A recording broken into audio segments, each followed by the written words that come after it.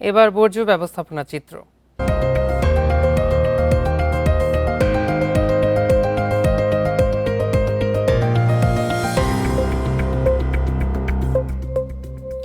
মধ্যরাতে ঝটিকা সফরে গিয়ে কোরবানি বর্জ্য অপসারণে মাঠ পর্যায়ে কর্মীদের কথা ও কাজে মিল পেলেন না ঢাকা দক্ষিণ সিটি প্রশাসক আব্দুস সালাম।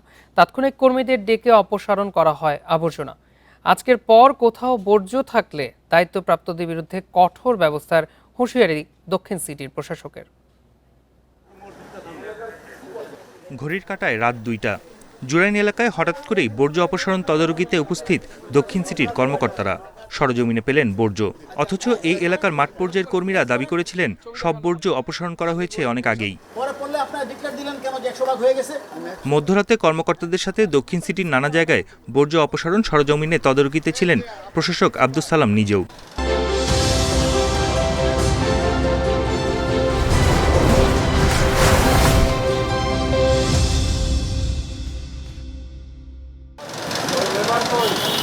যেখানেই বর্জ্য দেখেছেন তৎক্ষণাৎ পরিচ্ছন্নতা কর্মী ডেকে পরিষ্কারের নির্দেশ দিয়েছেন। তারা যে বলে দিল এই জায়গাটা 100% পরিষ্কার হয়ে গেছে, এখন আমি না দেখা পর্যন্ত নিশ্চিত হতে পারি না যে 100% হয়েছে।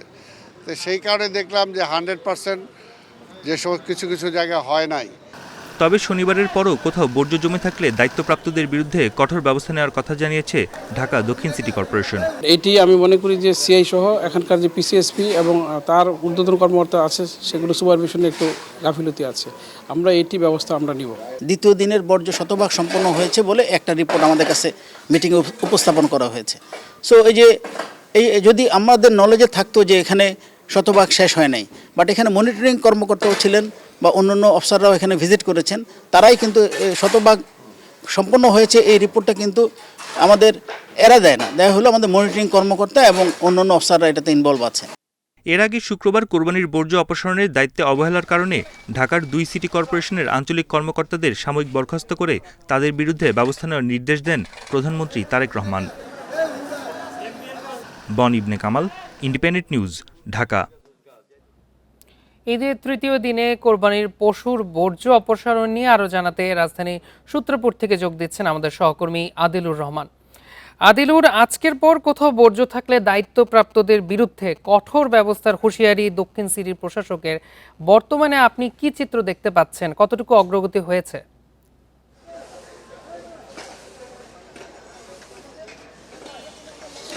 দেখুন, আজকে কোরবানির বর্জ্য আমরা বিশেষ করে যদি আমি আপনাকে বলি যে একদম সেই কাকরাইল মোড় থেকে পুরান ঢাকার বিভিন্ন এলাকা ঘুরে আমি এখন আসলে সূত্রাপুরে আছি। তো আমি এর আগে যতগুলো এলাকা ঘুরেছি সেই এলাকাগুলোতে কোরবানির বর্জ্যগুলো আমরা আসলে রাস্তার পাশে যেটি গতকালকে ছড়িয়ে ছিটিয়ে থাকতে দেখেছিলাম কিছু কিছু জায়গায়, সেটি কিন্তু আজকে আসলে নেই। এই মুহূর্তে সূত্রাপুরে আমরা যেটি আসলে দেখতে পাচ্ছি সেটি হচ্ছে যে এখানে কোরবানির পশুর হাট বসেছিল এবং সেই হাটের যে বর্জ্য, অর্থাৎ এরই মধ্যে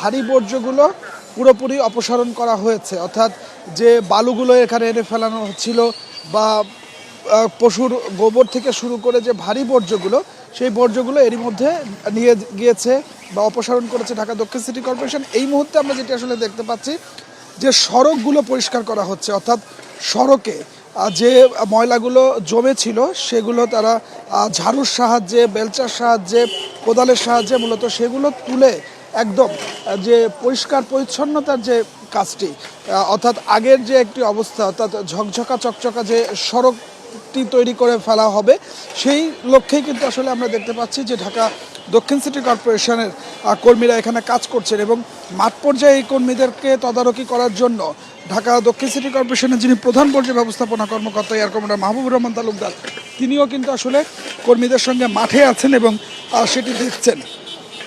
এবং দক্ষিণ সিটি কর্পোরেশনের পক্ষ থেকে বলা হচ্ছে, এবং আপনি জানেন যে আগেই বলা হয়েছে যে আজকের পরে যদি কোথাও যদি বর্জ্য থাকে, বিশেষ করে কোরবানির বর্জ্য তো বটেই, সেই বর্জ্যগুলো যদি থাকে তাহলে তা দায়ী যারা থাকবে তাদের বিরুদ্ধে কিন্তু আসলে ব্যবস্থা নেওয়া হবে। সেই লক্ষ্যে আমরা গতকালকে রাত্রেও দেখেছি যে ঢাকা দক্ষিণ সিটি কর্পোরেশনের প্রশাসক ঊর্ধ্বতন যেসব কর্মকর্তারা আছেন সেই ঊর্ধ্বতন কর্মকর্তাদেরকে সঙ্গে নিয়ে তিনি অনেক রাত পর্যন্ত মাঠে ছিলেন এবং যেখানে যেখানে তিনি বর্জ্যের উপস্থিতি দেখেছেন সেই রাত্রে কর্মীদের ডেকে নিয়ে এসে সেখান থেকে বর্জ্যগুলো অপসারণ করা হয়েছে এবং আজকে সকাল থেকে একদম আলো ফোটার আগে থেকে মূলত এই নগরী পরিষ্কার পরিচ্ছন্নতার যে কাজ সেই কাজ করে যাচ্ছে ঢাকার 2 সিটি কর্পোরেশন। আপনি জানেন যে 29,000 কর্মী মূলত এই যে পরিষ্কার পরিচ্ছন্নতার যে কাজটি আছে সেই কাজটি করছেন। সিটি কর্পোরেশন বলছে যে আজকের পর এই নগরী একদম পরিষ্কার পরিচ্ছন্ন করে ফেলা হবে এবং কোথাও কোনো বর্জ্য ও থাকবে না এবং সেই বর্জ্য যদি কোথাও থাকে মাঠ পর্যায়ের যেসব কর্মীরা মাঠ পর্যায়ের যেসব কর্মকর্তারা সেটির জন্য দায়ী তাদের বিরুদ্ধে কিন্তু আসলে ব্যবস্থা নেবে সিটি কর্পোরেশন।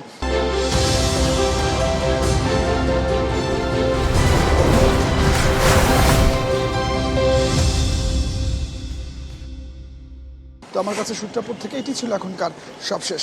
সূত্রপুর থেকে বর্জ্য অপসারণের তথ্য জানাচ্ছিলেন আমাদের সহকর্মী। এবার রাজধানীর বর্জ্য ব্যবস্থাপনা নিয়ে আলোচনা করতে আমাদের সাথে ধানমন্ডি থেকে যুক্ত হয়েছেন নগর পরিকল্পনাবিদ ডক্টর আদিল মোহাম্মদ খান। স্যার, রাজধানীতে প্রতি বছর কোরবানির সময় এক ধরনের স্বাস্থ্য ঝুঁকি তৈরি হয়। নগর পরিকল্পনার দৃষ্টিকোণ থেকে এই সমস্যার সমাধান কি হতে পারে? জি, ধন্যবাদ আপনাকে।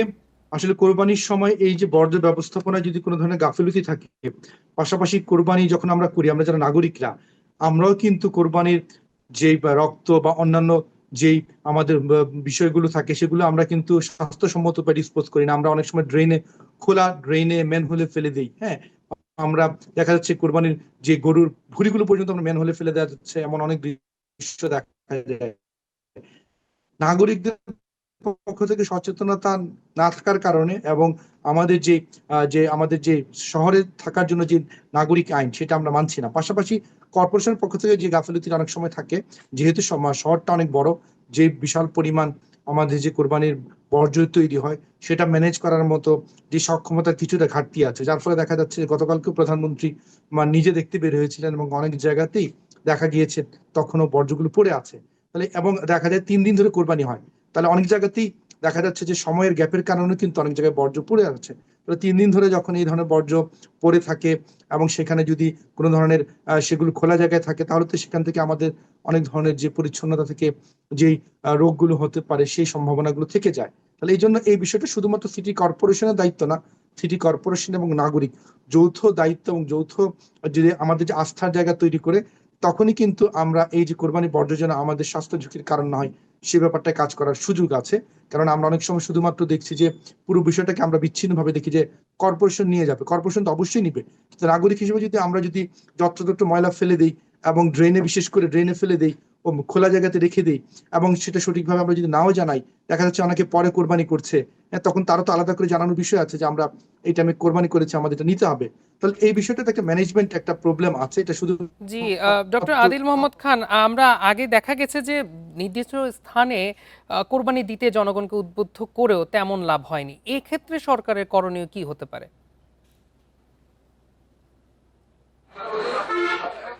আমাদের যেই স্বল্প সংখ্যক জায়গাকে কোরবানির জন্য কমিউনিটি ভিত্তিক সুনির্দিষ্ট জায়গা হিসেবে বেঁধে দেওয়া হয়েছিল, আমাদের শহরে যে বিশাল পরিমাণ কোরবানি হয় সেই জায়গাগুলো অপর্যাপ্ত। তাহলে এখন করণীয়টা ছিল যে আমরা যদি ব্যক্তি পর্যায়ে যদি কোরবানি দেই, তাহলে সেটা কিছু স্ট্যান্ডার্ড গাইডলাইন ঠিক করে দেওয়া, বিশেষ করে কোরবানির রক্তগুলো আমরা কিভাবে সেটাকে আমরা ম্যানেজমেন্ট করবো এই ব্যাপারে কোনো গাইডলাইন নাই। বিশ্বের অনেক দেশে আছে, আপনি কোরবানি করতে পারবেন আপনার হাউস হোল্ডে, কিন্তু সেখানে আপনি রক্তকে ড্রেন বা কোনো পরিবেশে ফেলতে পারবেন না। সেটার জন্য উপায় আছে যে আপনি রক্তকে কন্ডেন্স করার জন্য সেখানে আপনি কাঠের গুঁড়া কিংবা আমাদের যে ধানের ভুসি সেগুলোকে কিন্তু রক্তের আশেপাশে রাখলে সেটা রক্তের সাথে কন্ডেন্স করে সেটা একটা বর্জ্য তৈরি হয়, সেটা তরল থাকে না। হ্যাঁ, তো এই যে পেস্ট আকারে যেটা থাকে সেটাকে কিন্তু পরবর্তীতে কর্পোরেশনের তারা যে ব্যবস্থাপনা দিয়ে দেওয়া সম্ভব হয়। কিন্তু আমাদের যে চরিত্র, আমরা সরাসরি কোরবানি রক্তটাকে সরাসরি ড্রেনে বা খোলা জায়গায় ফেলে দিচ্ছি, যার ফলে কিন্তু আমাদের ঝুঁকিটা অনেক বেড়ে যাচ্ছে। এখন যেহেতু আমাদের পক্ষে কমিউনিটি ভিত্তিক এই যে জায়গাগুলোকে অনেক বেশি স্কেল আপ করার সুযোগ হয়নি এবং আমাদের জনগণও একটা কালচার বা সংস্কৃতি, ইসলামিক সংস্কৃতি যে নিজের কোরবানি নিজে দিতে চান, তাহলে আমরা আমাদের যে পদ্ধতিটা দাঁড় করানো দরকার, যে আমি যদি ঘরেও কোরবানি দিই তাহলে এটা যেন সর্বোত্তম পরিবেশ সম্মত, এবং এটা যেন যত ধরনের বর্জ্য বা উপজাত তৈরি হবে সেটা যেন কর্পোরেশনকে আমরা ডেলিভার করার মতো আমরা একটা নির্দিষ্ট ফ্রেমে নিয়ে আসতে পারি। এটার জন্য বিশদ আমাদের নীতিমালা প্রয়োজন, এবং সেই নীতিমালাটা না থাকার কারণে এবং মানুষের সচেতনতা এবং নাগরিক দায়িত্ববোধের অভাবের কারণে আমরা মনে করি আমাদের রক্ত বা অন্যান্য যে উপজাতগুলো কোরবানির সেগুলো আমরা পরিবেশে ফেলে দিতে পারলে কর্পোরেশন। জি, ধন্যবাদ ডক্টর আদিল মোহাম্মদ খান আমাদের সাথে যুক্ত হওয়ার জন্য।